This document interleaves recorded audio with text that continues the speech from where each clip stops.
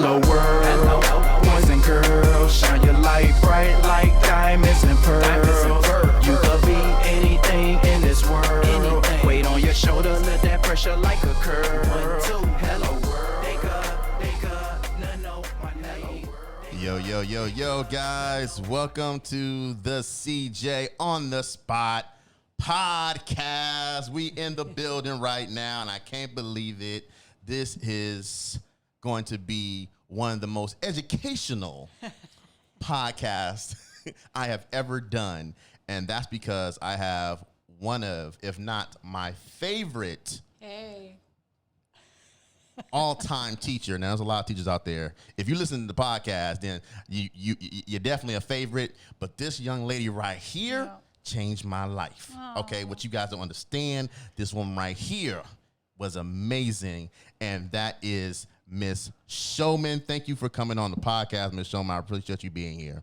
Well, I appreciate you, Carl, always. And Felicia and Sean, thanks for showing up once again and always being reliable. Not a problem. And, of course, I had to bring back Miss Felicia Cade. You know how she does it on the podcast because she has the great insights from not just, from the artistic scene. I said that right? Artistic? Mm-hmm. Yeah, artistic scene. I'll make it sound like it's bad. But but all kind of world knowledge. And then also I had to bring on my boy, my road dog, Sean Tatti. Man, thank you for coming on the podcast, man.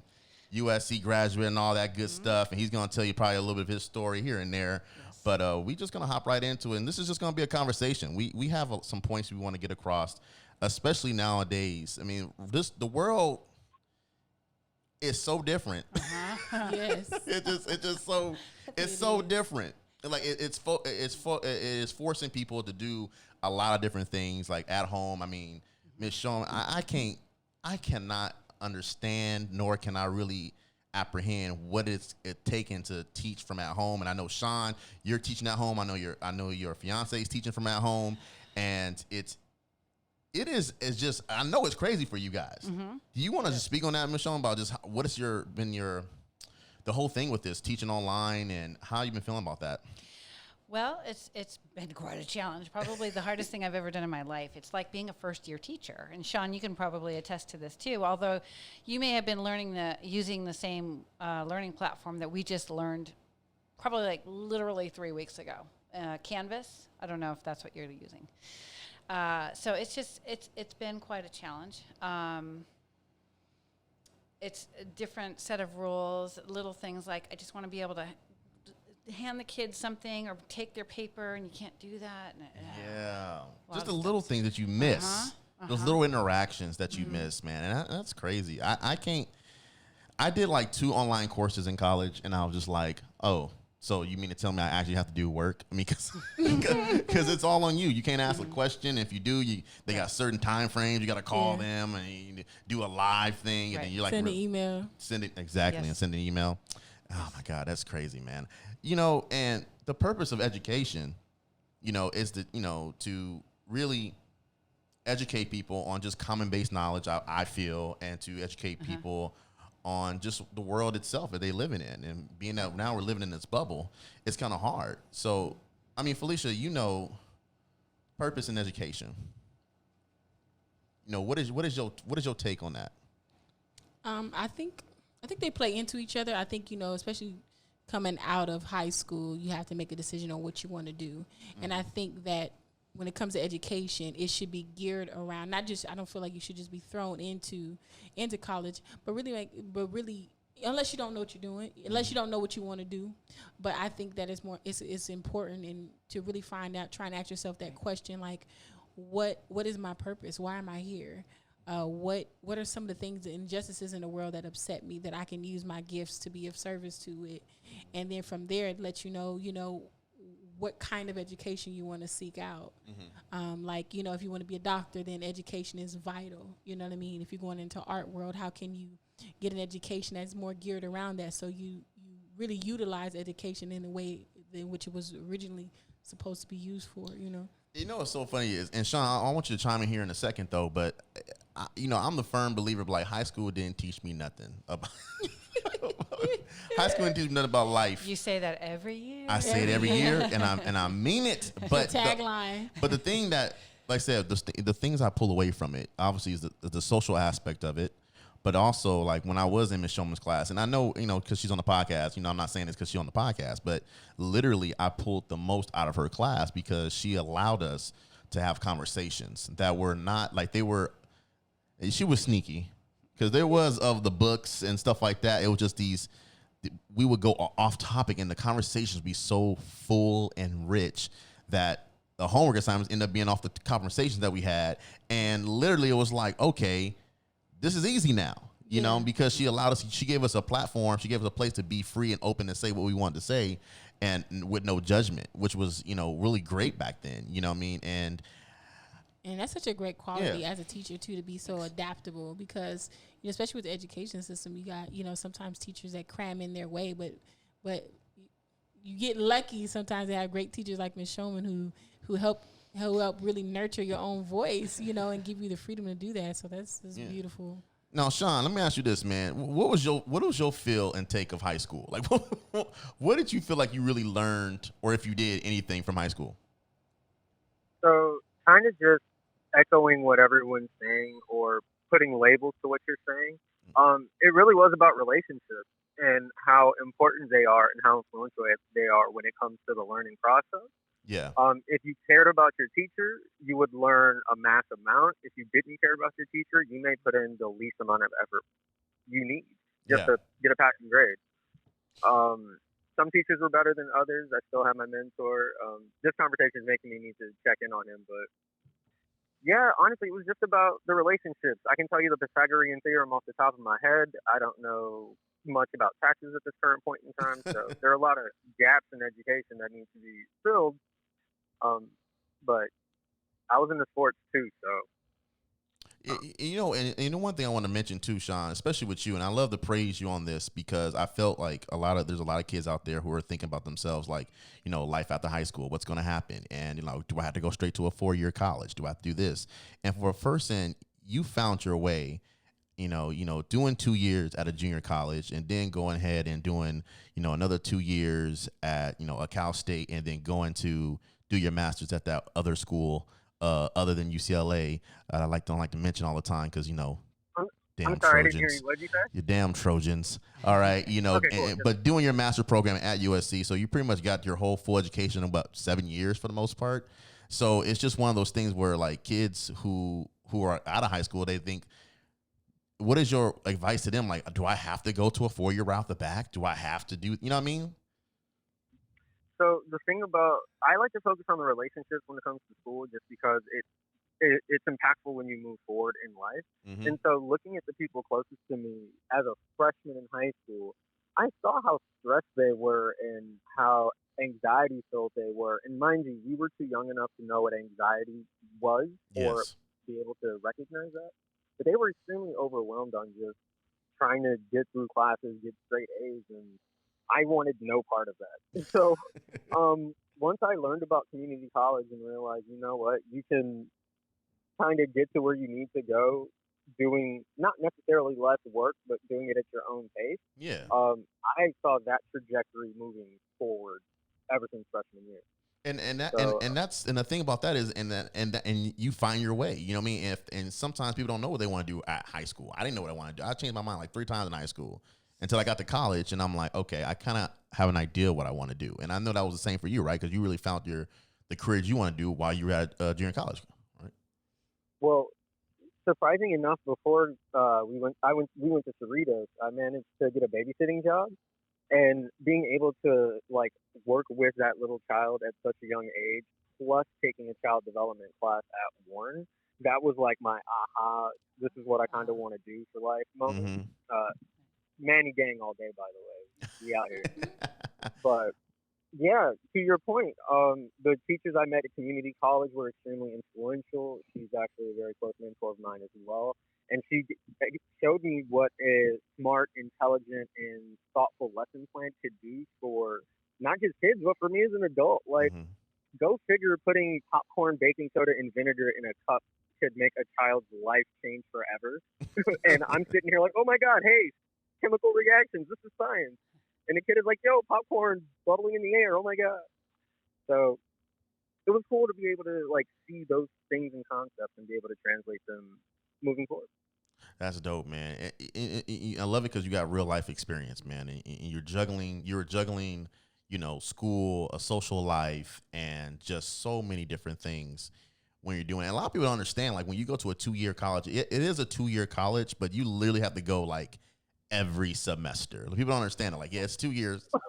It's 2 years. Mm-hmm. Yeah, It's but I 2 think years. exactly. Yeah. I think Ms. Schulman, what they say, like, I think the average person doesn't leave a junior college for 3.5 years or something like that. Both of my kids took that long, and they're in grad school now. So Yeah, and it's fine. Sometimes it's called the short. What do you call it, the long burn? Like it's a long burn. It's like it's a Slow burn. Yeah, there you go. It's a marathon, not a sprint. You know what I mean? Exactly. And as long as you get to where you need to get to, and everybody learns at a different pace. You know what I mean? Like it took me. I think I was like 3.5 years, almost on the 4th year at Cerritos, until I got a scholarship to go on the speech debate team at Vanguard University. Go Lions! And I found my way doing that. Like I'm like, I got a scholarship, and the funny thing is when I tell people like, oh, I had a scholarship, and they were like, oh, so you play basketball? I'm like, nah, I got it in academics. Like, oh, so you got like, nah, I went there for a speech and debate. Like most people don't think that, and most minorities don't think that. They try not to think out the box as much as like, oh, I can go somewhere for something like that. And there's actually a lot of minorities out there who, do speech and debate, who do poetry, who do this, that will take you on a scholarship, and it's an academic scholarship. So, kudos to all those who think outside the box. And Right. And Ms. Schulman, do you value? You think people, kids should think out the box more? Oh, absolutely. I think they get too wound up in the goals that maybe their family has for them, or just feeling like, oh, I have to know right now, and I have to do it exactly the way society expects me to do it. And instead of letting, sometimes you almost have to let life take you where it takes you. I don't know if that is bad advice or not, but anyway, I just think that kids have to be a little bit less uptight and less influenced by the outside. I don't know if that makes sense. No, it makes total sense. And if one thing too is you brought up a good point, you know what I mean? And it's about finding yourself. And Felicia, I wanted to make this point was Felicia, I remember we did Ms. Schulman's class, and then the next one, not the next day, but a few weeks later, you're like, I gotta go. Yeah. And she literally leaves the country and travels, which was turned into a 3-week journey. Yeah. Really turned into how many months were you gone? Total of 10 months. 10 months. 11 months. 11 months. I was so sick, by the way. Sorry, that was so amazing to see you go from I need to go to then actually leave.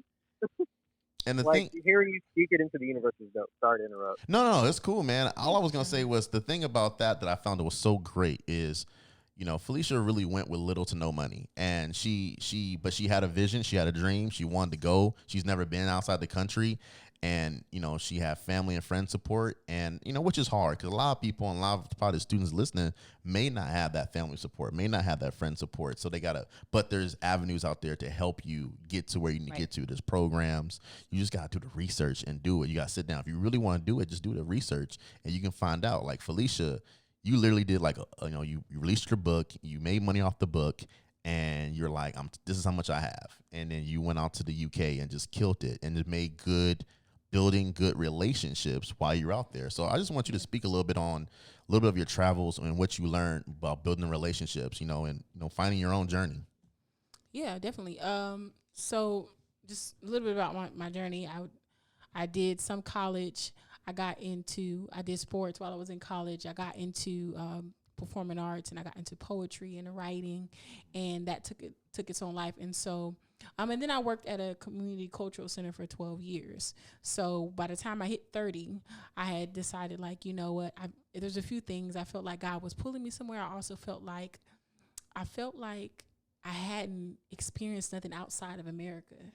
And I wanted to travel with my art as well. I got pretty good at it, so I decided. I had a friend that was really super, super supportive. So shout out to Jose Martinez. Jose Martin, who's really just supportive, like, yo, let's do this. And him and his wife really sponsored me with some cool fundraising ideas, as well as releasing my book. And so I quit my job at 12 years and decided that I was going to go, and I was going to go and I was going to travel. And the plan was just for 3 weeks. But those 3 weeks turned into 3 weeks just in London. And those 3 weeks turned into an 11-month journey. So I ended up staying in London for 6 months, Ghana for 5 months, and then my last stop was in Paris for 3 weeks, and then I came back, and just quickly I take it because there's so much about the journey that was so amazing. But one of the main things that I learned in London, that it taught me the difference between culture and race. You know, in America we focus a lot on race, the color of someone's skin, and in London there was so much culture where the color of someone's skin can be deceiving because you don't really know, so you can't just assume someone is just black or just white. They may be they're actually from somewhere, you know. So I met people from Poland, from Russia, from Ghana, from Lithuania, from Spain. You know, there was so much culture there. So one of the biggest things that I learned from London that opened up my mind to the world was how much culture there is and how little race is, and also just friendships. The UK folks, shout out to all the folks in London who are amazing. I'm in love with London. I'm very, very educated, very educated culture. So very sophisticated, and just really just love. It's just, I felt an enormous amount of love there, and the art there was amazing. And then mainly in Ghana, it was just a real cultural experience. I got to really being a minority and being a minority and being in America, sometimes culturally it can be suppressive.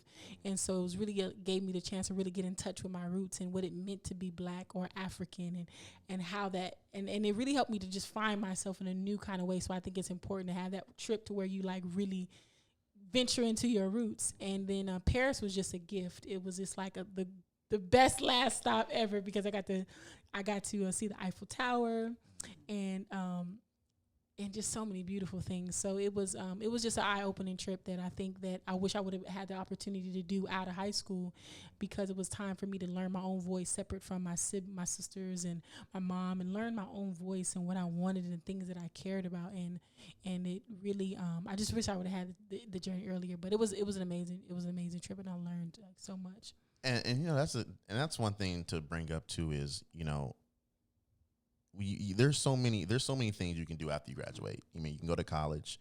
I mean, obviously that's educational wise, that's a great thing to do. But you know, you just heard Felicia talk about a journey she went through, and she was 30. You know what I mean? Yeah. And went on a journey, and that totally changed her life, her perspective on things. And that means you can do the same thing like that. You know, I'm not saying just get up and go, Mom, I'm leaving tomorrow. Like, I'm not saying that, but I'm a firm believer now that traveling just opens up your mindset. And some people, you know, I deal with some kids that don't even think they haven't left the state of Nevada. I mean, California. Yeah. Nevada's been the furthest place they've gone. And Americans were known for not traveling that much. And that was one of the biggest things in the education system as well in the UK, was that they do really, there's a point in time from high school. Their system is a little bit different. I forget how it's structured, but I know like between high school and like your first year of college, they do suggest traveling. It's a little like cheaper because everything's close. I was just thinking, I wish we would have that as an expectation for kids, where they would just take a gap year, travel. Yeah, they do. That's what it is. It's a gap year, and they travel. You gonna say something, Sean? No. I'm just listening a little clearer. But I will say, traveling opens up your world to a whole new life. That's all I wanted to throw in there. Totally. Thank you, Carl. Without traveling, I wouldn't be as well-rounded as I am now. And you know what I'm saying? Like, you know, I mean, we've all traveled, and like I said, it wasn't until I went to certain places, I'm like, oh, that's how they do it in America? Like, you know what I mean? Is that the norm? You know, is this how people are? You know what I mean? And the perception of Americans in certain countries are just like, you know, either a bad thing or a good thing. You know what I mean? Like, going to Russia. I mean, not Russia. When I went to Germany, learning things about the German people out there, that was different and how they do things. And when I went to Japan, like going out there and seeing police with no guns on their waist in Japan. You know what I mean? And and no crime. And really no crime. But they're not. They're damn near robots. Right. I'm not gonna lie though. Like getting on a train is a mission. It's like getting on a train in Japan is a mission. But Felicia, you mentioned one time before, like what they do is they read. You know what I mean? On the train. They never on their phones like that. It's crazy. Yeah. I mean, they are like on the train. I notice a lot. Well, for one, their train system is immaculate, and that's like a main point of travel in the UK. Here, it can be more of a class thing, and as well, our train system is not as sophisticated and not as advanced as it is anywhere else in the world. And so, when I was on the train, which I was on the train a lot, I mean, it was amazing. Everybody was reading, even if they weren't reading a physical book, then they were reading a Nook, or so they're very. There's people that are on their phone because you used to have modern technology that has infiltrated itself into culture, but a lot of just a lot. I saw a lot of avid readers. And it's so funny in this pandemic that we're going through. They talked about today, matter of fact, about possibly making outdoor dining, a more permanent thing. And I know a lot of people are like, oh my God, like, I love outdoor dining. Well, yeah, especially if you live by the beach, what I mean? Yeah. Everybody outdoor dines by the beach. I mean, this is California, so I mean, it works well for us. And I don't think I was like, you know what? I thought that would be a bad thing, but I'm thinking about like, how much traffic that would eliminate, because certain streets would be closed off, which may eliminate a pollution itself. So in this pandemic, it might be a silver lining in this whole thing. Smaller businesses now are able to expand, and for cheaper. So, you know what I mean? Like, hole in the walls may have the street in front of them. You know what I mean? So I'm just saying there's a lot of things you can do. But Ms. Schulman, in this pandemic that we're going through, what has been, I mean, I know you talked about like, you wish you can see your students, but what's been the hardest thing for you in this pandemic? Or is that the hardest thing, just not be able to see your students? It's been very difficult on my parents. My parents are in their 80s, and they don't walk very well. And so really what they do, their main source of entertainment is going to the movies and going to dinner. So it's hard for me. They live almost 80 miles away. Okay. So I can't see them every day. It's been hard for me to hear them kind of almost get depressed because they can't do much of anything. Yes. And church was their social. They can go now in their car, but it's still been, it's very difficult. That's been probably the most heartbreaking part of it. Got you. And then my best friend, no, none of you would have been, Miss White at Warren High School. Counselor. Yeah. Her mom died right at the beginning of the pandemic, and she was not able to have a funeral for her until just recently. It was very small, just family get together. So, those things are heartbreartbreaking. It is very, very much a problem, and Sean, I know you got your son over there, and how has it been trying to educate your son during the pandemic? So I think I'm at a disadvantage because I'm in education. So I kind of just constantly interact with him, teach him new words and phrases, and try to give him as many experiences as possible. One of the sentiments that have changed for me through the pandemic is just how technology is used. So through my reading and writing program, when I first started it, I was adamant that like kids should shy away from screen time. You want to like fulfill your kids with enrichment and hang out with them and not necessarily give them things that take away your potential interaction. Yeah. But without technology, me and my wife wouldn't be able to like sit and do any of our own work because we would have to tend to him most of the day. So, giving him the opportunity to watch videos on YouTube or any other platform kind of helps us get work done, but he's also repeating phrases from the shows he's watching. So, like, one of the things he loves is George the Gecko, and Homeboy has, like, a whole bunch of buses. They count numbers. Okay. They have their own little funny interactions. So this kid walks up to me, and he's like, Daddy, dizzy eyes. And he starts spinning in a circle because he saw a little green bus do that on the video. Okay. And I can't be mad because he's using words and language that he saw in that video. Like, I couldn't be more happy to know that he's learning language and he can communicate in new and unique ways. There you go. I mean, like I said, it is a little bit, helps that you're an educator and so you're doing things like that. So that does help, But at the same time, you're finding interesting and new ways to keep him entertained. I know that because there's only so much you can do now from just being at home. And I think it's a gift too. Yeah. Because the pandemic has kind of forced everybody inside in a social sense and in a personal sense. It's forced people to kind of deal with themselves and the things that the busyness has been covered up with. So I think it's really a gift. I mean, even in America, all the things that are coming out, you know, I never thought we would be in an age where we are openly talking about social justice issues and racism in America, you know. So I think it's been a gift at the same time, a difficult one, but it's given us a chance to really like go inside personally and as a Search our country souls. too. Yeah. It's giving you a point to find your voice. I mean, it's giving you the opportunity to find your voice and what you really believe in, what you truly believe in, and What you because you're paying, want. what you want, because you have time to pay attention now. And isolation does that. Isolation, when there's no one to entertain and there's no one to engage with, then, you know, it's just you. So you get to really hear your own voice. So that is very much true. That is very much true. One thing that, you know, I wanted to bring up is something that we talk about pretty much every year. And that is, you know, there are so many avenues for people to get help when it comes to the educational field. People are trying to go to college, you know, and there's different resources. So, I mean, Sean, I mean, and anybody, whoever, I mean, Ms. Schulman, if you too, or Felicia, you know, what are some avenues people can use to even like get help to either fund college or to help them prepare for college, or if it's not college, something else? Well, I mean, there are all the websites like FastWeb and those places, but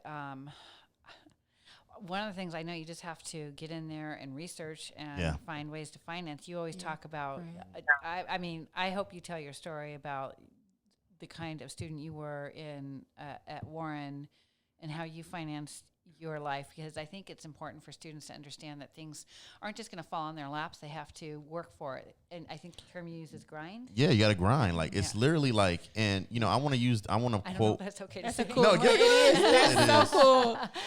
You got to grind. That's how you got to say it, Ms. Schulman. You got to grind it out. The biggest takeaway that I took from this whole pandemic, Cool and then I'm point, going to Ms. tell my Schulman. little story, but the main thing was, you know, Will Smith, this man has a quote. He's talking about, I'm going to die on the treadmill, meaning like I'm going to outwork you. And that's what you got to do. Like, you got to grind. You can't be afraid to grind. Do what you got to do to get past. There's going to be a couple cats out there. You got some friends. And like I said before, like some of your friends in high school may not be the same friends you have in college. You know what I'm saying? And you got to learn how to grind. You got to use what is useful and discard what is useless and then make it your own. You know, that's Bruce Lee. You know, he said that Use quote. what you got. Yeah, exactly. You know, and you use the might friends have- that you got, you know. And like I said, me and Sean didn't really come close until after we graduated high school. We went to the same high school and we didn't graduate and we didn't get close until we got to college. You know what I mean? Because I was surrounding myself with people that I didn't need to be surrounding myself with. And sometimes you guys got to figure out who are really friends and who are really acquaintances. And once you know the difference, your life's going to change. Your life is going to change. And once you start to learn who you are too, then the people always say, once you know who you are, the world around you is just a reflection of you, of either your, you know what I mean? So the world around you reflects the people around that you surround yourself with, engage with a certain part or a certain side of you. And the more that you evolve, the more that, you know what I'm saying, the people around you will evolve. And so you want to stay around people, really in a basic term, like stay around people that you could just be yourself with. Yeah. That you don't have to be nobody more or get into anything that you're not really into. And don't be afraid to do something. Like, you know, in high school, I worked in the damn cafeteria. I did too. See, Yeah, there you go. high High five. I worked in the Young damn entrepreneurs. Man, we over here. Yeah, we over here doing all kind of stuff, man. Working in cafeterias. Thank you for the round of applause. I appreciate y'all. You know what I mean? Got your pieces. What you got? What you need? Well, you know what's funny is I heard from someone who had been to Japan that in Japan, all of the kids are expected to help in the cafeteria and all levels I of. saw a Wow. video on Yeah, that. and Yeah. that's why they're so polite and Organized. appreciative and yeah. But they have. So I don't know about y'all's experiences, but when I was in elementary school, back in Hawaii, that's something they had practiced in like my 3rd and 4th grade class. So it's those little experiences when you're a kid that makes you see the world in a different lens as you get older and practice that empathy that seems to be lacking in today's current time. Yeah, that's true, man. And like I said, I worked in the cafeteria. I grinded, got some money, and then I started working. Like as soon as I had the ability to work, I started working. And everybody thought people thought I was Jamaican because I had so many damn jobs over the course of the years. I worked at Knoxbury Farm. I worked at Disneyland. I worked at Knoxbury Farm again. Then I worked at Disneyland again. I worked so many damn jobs, but each job showed me something different. And like nobody's gonna grind harder than you. And if you expect somebody to hand it to you, then there's a problem. You know what I mean? Like if you ain't thought they're making your own money, it ain't nothing like when you make your own money and get your own on. You know what I mean? Like I just wish I would have like saved money.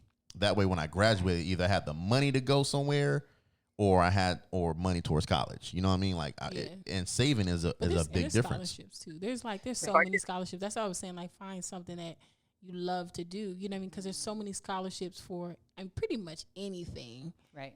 There's so many. There's money out there. You just have to really figure out like what you're good at, what you want, and then you can get the money. What was you gonna say, Sean? No, I just wanted to say, the one thing I didn't realize until way after we graduated was school is a mini ecosystem of what the world is like. And so there are many of ways to get $1. You just have to look and find the right connections. And you happen to find folks in the cafeteria, and it worked out perfectly well. Yeah. Like, I was in sports, not making any money. You were over here, and people were like, what is he doing to make all this money that he's making? I was selling bus tokens. Dog. What? Dog. I sold the newspaper. See, newspaper. See all that. I was like, go ahead. And to Felicia's point, in terms of there's a scholarship for everything, I think Carl always mentions this, and I'm going to steal it from him this year. There's scholarships for left-handed folks. There's scholarships for women, minorities. There's a slew of scholarships for a whole abundance of labels and characteristics and variables. So it's out there. You just got to know and look. And if you don't want to go to college, it's okay. Like, I mean, it's okay. Exactly. There's so many different things out there for people to do in this world. I mean, the world we're in right now is kind of messed up. I'm not going to lie. You know what I'm saying? So, it is kind of limited to a certain degree, but you got to be willing to as long as you're willing to down the treadmill for what you want to do, then that's all that matters. Like, if you can't, you got to love what you do. You got to be able to do what you do without money. Purpose, yeah, and purpose is too. That's a big part of purpose is loving what you do, but using what you got too. You got to understand like the gifts that you've been given, whether it be art, anything in the arts or scholarship wise, scholar wise, education wise. Any gifts that you have can be used to better humanity. So you figure like how can I use the tools that I've been given to make this world better for those coming after me, which is something it's something heavy to think about early on. Yeah. Because early on, I think the thing that shifts is that when you're in high school, I know when I was in high school, it was just about me. I wanted to chill, relax, play basketball, and hang out. Yeah. What are you going to say, Sean? I'm sorry. No, and please don't apologize. I know the online format kind of stops. It increases interruptions. I'm sorry. So I want to be that person to acknowledge that for every degree you have, it adds to about 7 years of experience. So I will acknowledge, even though you don't necessarily need a degree or you need to go to college, I'm going to bust that bubble and say at some point you do have to show others in the workforce that your experience can outweigh somebody's degree. And that's, but the experience part too comes from like, a lot of people don't tell you, like you have the intern. Like if there's something you want to do, intern at it, and you can start early, 15, 16 years old and intern at it and then gain the experience, while you're in school still. And that's a great way to find out what you don't want to do with the rest of your life. Exactly. Yeah. But, and that's the biggest thing I feel like kids don't do nowadays is intern. We had a girl, she was our class president, Dana. I forgot what's Dana's last name. Was it Dana? I'm not going to put remember. Her anyway, but she literally fundraised her whole junior and senior year money so she can just travel the world for a year. Oh my God. Like literally that's what she did. Like, and she worked and she saved that money and she traveled the world for a year. Then she came back, got her degree. And like I had a teacher, I had a girl her name was Jean Fiddler. I remember her to this day. She was I remember Jean. Yeah, and I had her as a student. Yes. Exactly. She was like one of the smartest women I ever met. Yes. Yes. And I think she like right after high school she was a professor after high school. Cal State Fullerton. At Cal State Fullerton. You know what I mean? Like, but that's what she wanted to do. But there's so many different things out there for you to do. But it's crazy. Like, say, we have Felicia here, who is a poet, and she traveled the world doing her poetry, what she loves to do, and she would not take that back for and anything. there's money in it, and there's people who said, like, there's no money in poetry, and it, I mean, literally opened up. That's how I got to Ghana. You know what I mean? Yeah. And so it's it's when you do something that you love, if there's no room in the world will make room for you. Yeah. And you definitely got it. And you definitely, like, I don't care if you are a maintenance person on cars. You know what I mean? Like, let's, be a maintenance person, be the best maintenance person. Whatever that is. I'm sorry, Miss Schulman, did you want to ask something? I'm sorry. Oh no, I was just telling Felicia I want to use that in my class. I want to put that as a quote. Yeah. Exactly. Yeah. I mean, it's just like I said, there's so much different diversity in the world. Like, I mean, like I said, for myself, like me being a host, there's so many different avenues, and a lot of my stuff is just networking, meeting people and being cool with people. And a lot of people, I mean, that's one of the biggest things. Like, you just never know who's going to be your boss one day, or who's going to give you an opportunity one day. So I know it sounds weird and, BS, like, treat everybody fairly, treat everybody as you want to be treated. It sounds so corny to say, but what I will say this, because there's some people that don't deserve your attention. I'm not going to lie to you, but I'm going to say, be true to yourself, and two, surround your people with people that's grinding like how you grind, and that's going to motivate you to grind harder than they are. If it wasn't for people like Sean and Felicia who, motivate me, I get mad at these two more than anything. But at the same time, they motivate me to be a better me. And if you don't have friends in your camp that do that, then there's a problem. If your friends don't motivate you to be, the best of your ability, or the top level, whatever it is, then there's a problem. And you got to start reevaluating who you are really friends with and who you build a relationship with. Early. Because there's this idea that when you're young that, you don't really think about the world around you in depth like that, but I was fortunate to have some heavy situations happen when I was young that really made me very, very conscious about the people that I was hanging around. And so I realized that, when I was young, when at 17, you don't think about it, but at 17, you could actually be around a group of friends that affects the rest of your life. And so the decisions that you make young make a huge difference, and they do have the potential to make a huge difference, And it's crazy because I remember trying to be cool with everybody. You know what I mean? Even when it came down, and now, especially in the, and I'm going to kill the acronym. So I'm just going to go with Dave Chappelle and say the ABC community. The LGBTQT, LPKK. I don't know the whole acronyms. I know all the word. I don't know all of them. But, being that I was even cool with a lot of the people that are LGBTQ.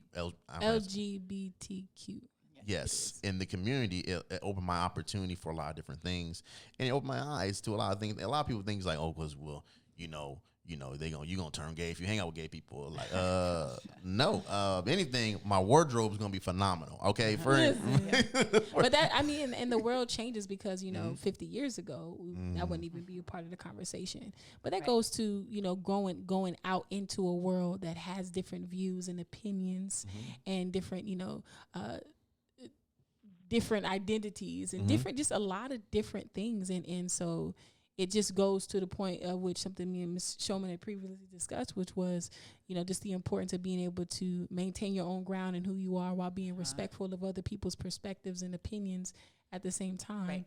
You don't have to think, I don't have to think like you or believe what you believe, but I can hear you and I can respect that we have differences, and I can stand firm on myself all at the same time. I can do all of that. Be true to yourself. Yeah, I can be true to myself. I don't have to abandon my beliefs to be more comfortable with you or vice versa. I can just respect, like, you have a different viewpoint or different beliefs than me, but how can there's still something I can learn from you. There's common ground somewhere. Yeah. There's always common ground. And I think that's the problem that doesn't happen. We don't find the common ground, right? Ms. Schulman, like, it's one of those things where it's like, yeah, I have a guy at my work. He's funny. No, it's not funny, but he's a black Republican, and he's talking about, like, the Republican Party and all this stuff. And I'm like, yeah, we got some differences, but at the end of the day, we still work together. We still cool with each other. We find common ground on certain things, and we're not yelling at each other where it's like, man, but no, no, but this guy, but it's like, it's a common ground. And it's like, okay, you know, I'll agree to disagree with you. You know what I mean? And you'd be like, all right, cool. You know, And whatever. at the end of the day, you're and it's not a respectful conversation. Yeah. And that's how the conversation moves forward without people trying to just be outright landish to each other. Like, it sounds hippie, but at the same time, like, what other way is there? Yeah, and nobody else's, you know, for me, it's like, well, nobody else's, you know, views or opinions or beliefs, I don't have to take those home. Mm-hmm. You know, those are yours. Right. You're able to have those belong to you. Mm-hmm. It's only when I try and, you know, abandon myself to, you know what I'm saying, to Right. fit in or to things like that. So You gotta. It's hard to try to find yourself. You know what I mean? And because nowadays, you know, a lot of kids, they just go off what their parents believe and all that stuff. They Just won't. I did that until I was a teacher, Mm-hmm. and then somebody looked at me and said, "You're a teacher. Why are you thinking that way?" I went, "Oh, because my dad did." Yeah. yeah. which is what I was like, "Whoops." It's so funny. I wanted to bring that up because, like, we kind of had a conversation on the phone when we were talking about, like, you know, you were like, Carl, I finally figured out why you don't call me by my first name. Yeah. Yes. It was a moment. It was a moment. Yeah. I was watching the show Dear White People on Netflix. I'm pointing to my TV, Sean. Yeah. You're right behind my TV, by the way. I was, okay. Yeah, I was watching the show, and there was this scene where the okay, I described the scene to you then, and Yeah. it's been a while, but where the black girl said to the white mother, was having a conversation. The white mother said, "You can call me by my first name," and she said, "Okay," and then the white girl turned to the black mother. There were two.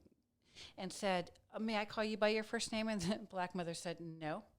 And I went, "That's why Carl will never call me by my first name." Never. Now I get it. It's Yeah. a cultural thing. It I is. never It's understood it's it. pretty much, and it's so funny. As me and Sean were actually talking about this, like, we didn't even think about how much that was innate into us. Because, like, when you refer to somebody, especially from church, it's like, you know, Miss Johnson. You know what I mean? Like, Yeah, hi, you Miss know, Johnson. or Miss, or you see it in movies like Friday. You see, what was her name? It was Miss Johnson. Hey, Wasn't it? Miss Parker. Miss Parker. Hey, Miss Hey, Parker. You don't Parker. disrespect Miss Parker, by the way. You don't. You, Carl. You remember Miss Parker. I will always remember Miss Parker, but it's, you know, for a person who's seen that movie like Friday, you're like, there's a lot of those little social, like those little, you know, not Cultural social, norms. cultural norms that we just that's do. Like, you know, it's just like Yeah. a cultural normacy. And it's a sign of respect. It's just a 'cause sign I of was raised that respect. same way too. I mean, if I would have called my mom for her first name, I would have got popped. It's probably. only time I refer to my mom or somebody else by their first name is when I'm referring sometimes to, like, either family or other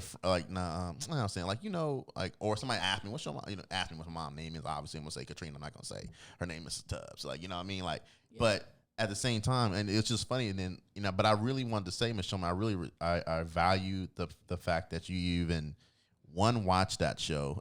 Oh, I love it. Yeah. I can't wait for the next season to come out. And two was like, hit me up, like, I understand, and then I appreciate that, you know, as a black man, like, you know, that's just what it is. It's just a sign of respect, you know, because I respect you so much. Oh, And it's one of those things where it's like, you just, you know, but a lot of cultures have different things, and learning other people's cultures is different. I love learning about white people. That's I love what it. that's I what love it. America needs now. Crazy. You know, and that's just so big. You're such an amazing teacher, Miss Schulman. Thanks. Just praising Well, you today. There was something else in your podcast that you clarified. It was a conversation about dating outside of your race. Yeah. Yeah. And I never thought about it. I think, Felicia, you were the one that said that you have to teach someone who's outside of your race, you have to teach them about your culture. And Yes. it's Yeah. sometimes it's just easier to date within your culture Yeah. for that reason. So you Yeah. don't have to teach someone. Yeah. Because that's so true, because it Yeah. can be like, it can be difficult, and especially especially in the black community, especially with racism being such a huge part of America, it's such a deeply rooted thing that can be difficult. It can be really difficult to understand. It can be really difficult to understand. And we're not saying don't date outside your Right. race, No, but no, at the Yeah. same time, you know, they have to be aware, and they have to be, you know, not how you say it, like, not super gun ho, like, yeah, Black Lives Matter, we gonna go marching, baby. But you know what I mean? But learning but about- just learn about it, and as a respect thing. Like, Yeah. I have a homegirl at my job. I think who- we've all dated outside of our race. Yeah, too. I mean, we before, Sean's wife is, you know, Hispanic, and, you know, he's dated a lot of Hispanic women. Yeah. And I've dated outside of my race. I'm not dating right now, but I've dated outside of my race a few times. Yeah, I mean, me too. Like, Oh, I've only had one woman my whole life. What are you talking about? this is true. My bad. My bad. You got like, other ones with like girls. Other ones? No, you're not. You know what I mean, man. See how he does me. See how he does me. I'm talking about past tense. I'm talking about past tense, sir. And in the Never. kindergarten. That's right. Kindergarten. Never at all. Like, Oh, you don't know. yeah, exactly. But there's so many. And sometimes it's just like a social thing, and it's just like people proximity. Like I was raised around a lot of Hispanic women, so obviously I dated a lot of Hispanic women. You know what I mean? Growing up in Downey, it's a lot of Hispanics. And it's literally called the Latin Beverly Hills. You like in Downey for some reason. But I think love conquers all that too. Yeah. Like once you fall in love, you forget about skin color and things like that. Culture things comes up when there's difficulties and differences. But I think there's a beauty of it too. Like just learning a new culture too, and because each culture, when we come together, we realize the richness that we all have, and that's what makes diversity such a beautiful thing. Is because we all bring. It's like having this dope potluck, which I think Long Beach is great at. It has this. It's just really dope pot of just everything. Like it's like the dopest gumbo or something. You know what I mean? Like you need everything. You need it. But so another thing too is even in your own race, you can have differences. You know what I mean? Like just because two black people, two white people, two Hispanic, there's still a difference. Like especially I know in some Latin families, like one lady, the girl might be Hispanic, and then a Mexican, and then the dude might be Salvadorian, and there's a difference, Tribal, and there's some tension there, I like tribal things too. Yeah, like exactly. when I was in Ghana, there was different tribes in one area, and there was a bunch of different languages. I think one area I was in, it was English, it was Tree, and it was Ga, and it was based off of the tribe you were from, and there was different characteristics in each tribe. So yeah, you definitely, even within. Although I was in Africa, you know what I mean, and I was in Ghana, it was like you still had a bunch of different, because humans, I think we section ourselves off for some reason. We find some way to section ourselves off. You like pie? I like pie. All right, we're all the pie eaters over here. That's funny, man. All the pie eaters over here. But go ahead, Michelle. I was just gonna say, even California has its own culture, and so we kind of we have that common bond. We're like somebody, cool. It's a California thing. Like I ain't never seen somebody at the beach with their socks on and their flip flops in any other place that's a beach.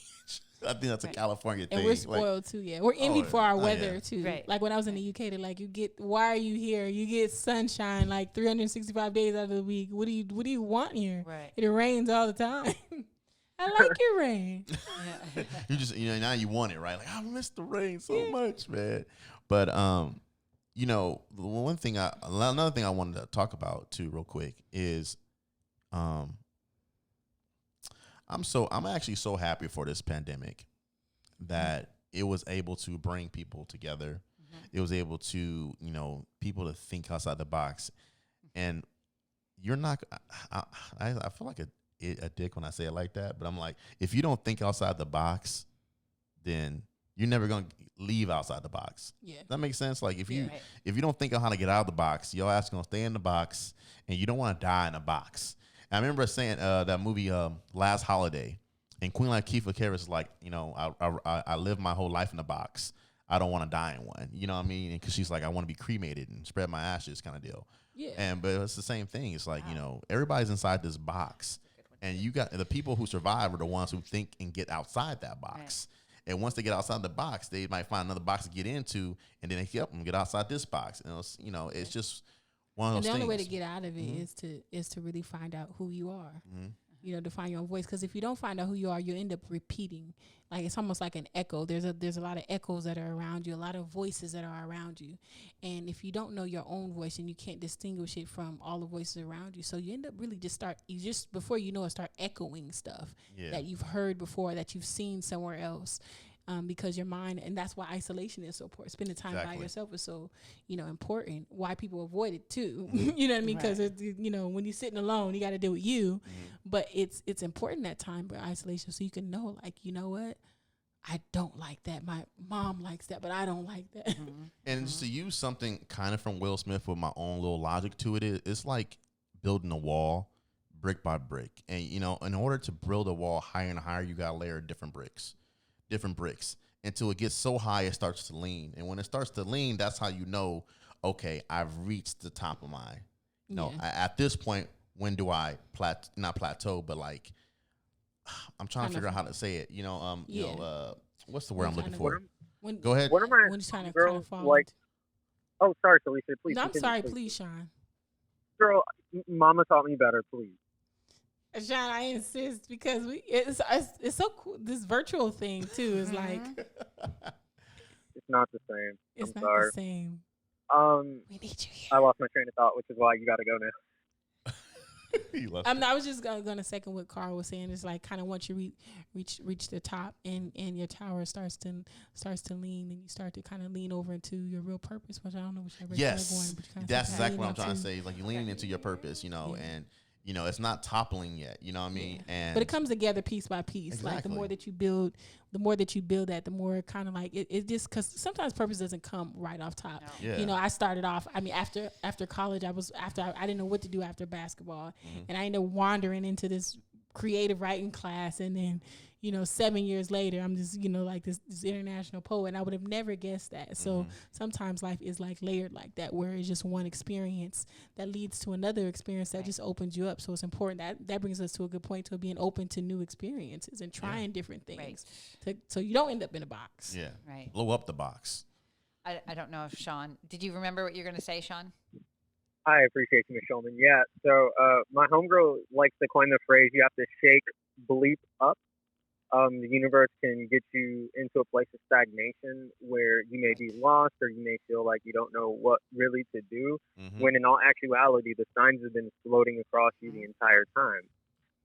Long That's story so less true. long, as I was leaving a high school, I wanted to continue wrestling. I honestly hit the point where I'm like, working with kids is awesome. There has to be somebody that should lead them in some capacity to a better future, not knowing what that looks like. Yeah. But beating people up is all right. So, after a few matches and a few missteps, I let the universe tell me outright, you know what? You're better off just helping the kids. You're not going too far with the sport you like. So sometimes the universe conspires to let you know what you're good at and what you're not good at. And you just have to pay more attention to the signs, so to speak. Yeah. And one of the last. And I know you can attest to that in some of you and Felicia and Ms. Schulman can attest to that in your own personal way. Yeah.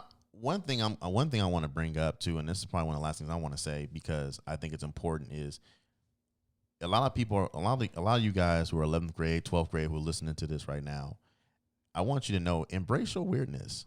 Like, those might be the things that might be the thing that sets you apart from everybody else. Like, me and Sean used to get a big little thing about, being quote unquote Oreos and being different, whether, being into wrestling or comics or, whatever the case may be. Like, I know a girl who's into, what is it called with the stuffed, the taxidermy. She likes the taxidermy. Well, basically taxidermy. She likes to collect. Oh, taxidermy. Sorry, she likes to collect, stuffed animals, like real animal skins, but stuffed. And it's, embrace your weirdness. You know what I mean? Just because, somebody else might find it weird, that's fine. There's plenty of people out there like you. You know what I mean? You just gotta, like you said, like Ms. Schulman said, do the research. Find those people, and embrace that. Embrace that. Who cares? Who cares? Be you. And if your parents don't understand it, I'm sorry, I'm gonna say it right here. If it's you, be you. You know what I mean? So your parents will come around. They'll eventually come around. They love you, so they'll come around. But I'm just saying, like, just embrace your weirdness, embrace who you are as a person, and just don't try to fit in with everybody, because nobody wants you to fit in all the time. You know what I mean? Like, it's just, I don't know, like, you don't compromise yourself for attention. Yeah. There's nobody else. Sorry, go ahead. No, please. No, there's nobody else that's going to be you. I mean, you're it. That's it. Yeah. So nobody can duplicate it. That's right. So, Felicia, what's one of the final things you want to say about this? Like, about this whole thing, education, life at the high school, just maybe the pandemic. What's on your mind? I would actually like to end with a poem. Okay. I actually wrote a poem recently that really edified this season of blooming that I've kind of gotten into, like, so it's called Watch Me. Okay. Watch me run like the race is already mine. Watch me fly like the wind is following my lead. Watch me be black, dark like the sun was made for me. Watch me dangle my feet in the promised land, and watch God do what he say. Watch love crash into me like a wave. Watch me free my mama and all her children who became slaves. Watch me smile like the edges of my mouth got something to tell my ears. Watch me cry like it's my strength. Watch me be like your opinion never mattered. Watch me dance like nobody's watching. Watch me because I deserve to be watched. And watch me watch you like you matter. Like I see greatness leaking out your future.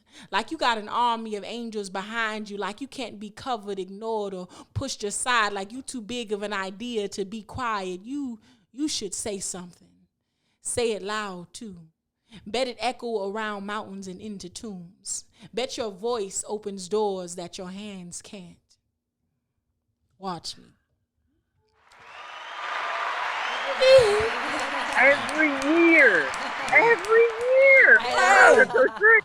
I don't know how she does it. so Every sick. year she comes up with some fire. I had goosebumps. Every year. Oh man. Because it's that moment where it's just like you feel blossom, like you could just be yourself, and the world watches you and adores you when you do that, and gets behind you and supports anything that you do. And that's all you have to do. And I'm so upset it took me to get 31 to get lessons that I could have had at 18. You know, Right. the freedom I could have had at 18, which is to just be. So my word of advice to those of you entering into the world is fight as hard as you can to be as much of yourself as you can be, and stay in places that celebrate you and around people that are happy to have you around. That's true. All right, Miss Schulman, what you want to? But anything what do you want to close with? What is your things that you want to? Well, one of my favorite lines is from a movie, Bull Durham. I don't know if you did I've you heard see of it, Okay. Kevin Costner tells, the actor who's a baseball player and he's a wild pitcher and it's throwing. He goes, listen, you've got to breathe, be like the iguana and breathe through your eyelids, just and then let it go. And he becomes a better pitcher. And so I always think about that. Okay, you know what? That's the way life is. You got to breathe through your eyelids and just let life take you where it takes you next, and be open to that voice, that inner voice, the universe, whatever, telling you where to go and what to do. That's all. Okay, then. Breathe. What about you, Sean? What you got for us? Ooh, so many thoughts. The one I will leave you with is, don't be in a rush to get old, because it will happen faster than you can possibly anticipate. Like, we're sitting here talking about high school, which is officially about 10 years ago. Yeah. Don't tell me. So basically just have fun and try to avoid getting yourself in circumstances or predicaments that could get you into trouble and make you that could compromise yourself. I think we've gone through this every year, but we know a lot of juniors and seniors who like to party a little harder than they should, and it's just a reminder that honestly nothing good comes of it. So Yeah. It's love life. It's short-term goodness. That's about it. No long-term goodness. Right. But all I'm gonna say, It could end up a long term. yeah, Right? exactly, right. Yeah. The only thing I'm gonna leave I with you, think someone called it a bid earlier, and I cried laughing at the thought of someone having a bid. It's that. that's crazy, right? So the only thing I'm gonna leave you with is, guys, think outside the box, embrace your differences, embrace your difference, embrace your weirdness, don't be scared to be who you are. I don't care what that is, whether it's bad, whether it's good. Just embrace who you are as an individual. Right. And there's so many different ways to get help for different things, whether it be financial help for college, whether it be like if you have a skill that you want to do, be the best at that damn skill. I know it's just one of those things, you know what I mean? And you don't have to worry about, going to a 4-year college right out of high school. You can go to a junior college. You can travel the world. You can do those things. They're all experiences, and they're all going to help you in the long run. You're dealing with a panel of people here from different backgrounds who've done different things, whether it be education, whether it's been travel, whether it's been just work, where the case may be. And we all have, got a great life, and we enjoy what we do. So that's what I wanted to leave you with. But once again, Miss Schulman, thank you for coming on the podcast. I really appreciate you. I love this. Letting us speak and talk and coming on there and just spreading the wisdom. I appreciate it. Thank you, Miss Schulman. Thank you, Miss Schulman. Thank you. And then Sean, man, always, man, thank you for coming on, blessing us with your presence, brother. I really always appreciate you being on the podcast. And Felicia, thank you very much for being here and taking your time out from your busy new position in Long Beach to be here and bless us, especially with that great poetry you just did right now. So I appreciate that. So once again, guys, this has been the CJ on the Spot podcast. I appreciate you guys so much, and this is us saying peace. Wanna run it, gotta get up on your feet. Future youth, we must covet. Come together, no more greed, no more hate. You my brother, no matter ethnicity. Godspeed on your come.